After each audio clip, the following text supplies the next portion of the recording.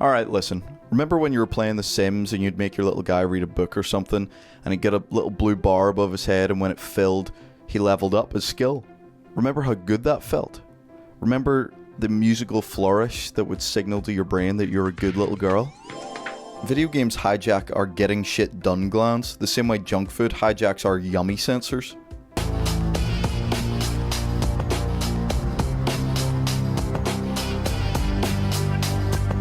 So how do we re-hijack that feeling of fulfillment from things that actually exist?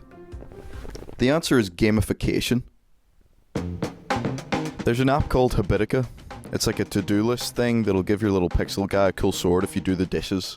It's a nice gimmick, but I don't put much stock in these habit tracking apps. I can get dopamine for free from any number of the apps on my phone without having to do chores first. The willpower to consistently use the app is more than I would use to just do the chores in the first place.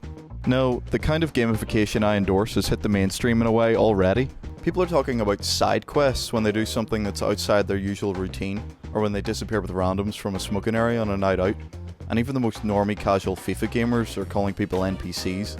This gamification is more a method of perceiving the experiential value of certain actions and traits in people, or in simple terms, it's real life XP and skill progression. So back to doing the dishes.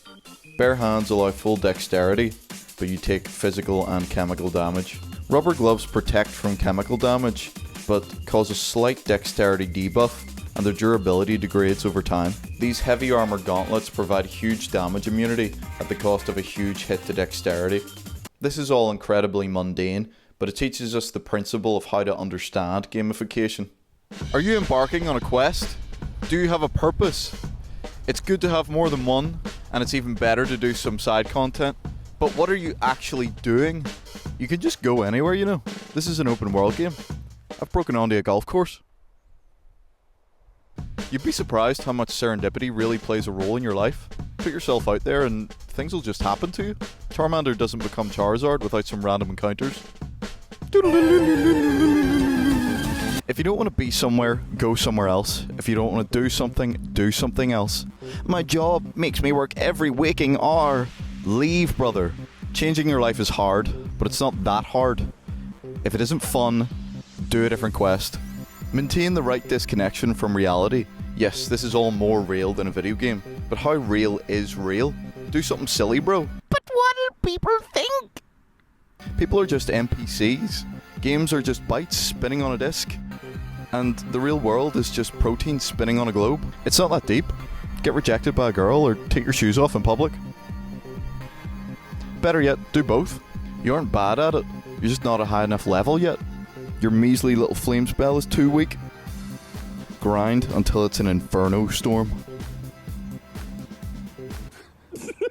Likewise, your measly little heart is too weak.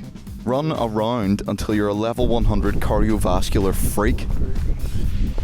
Talk to a stranger!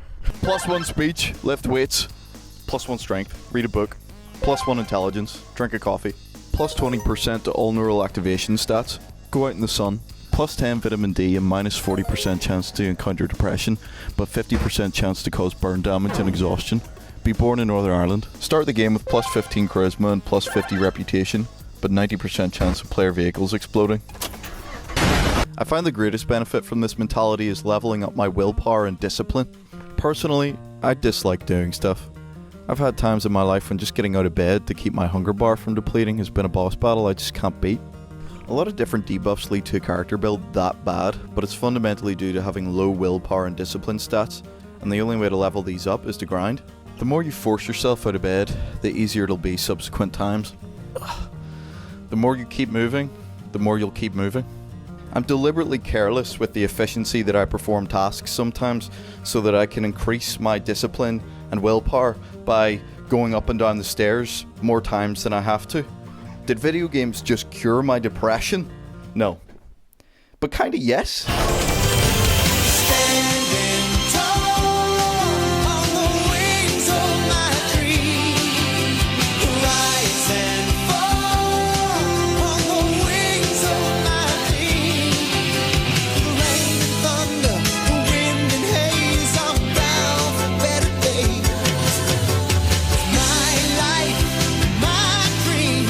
Nothing's What's gonna stop me?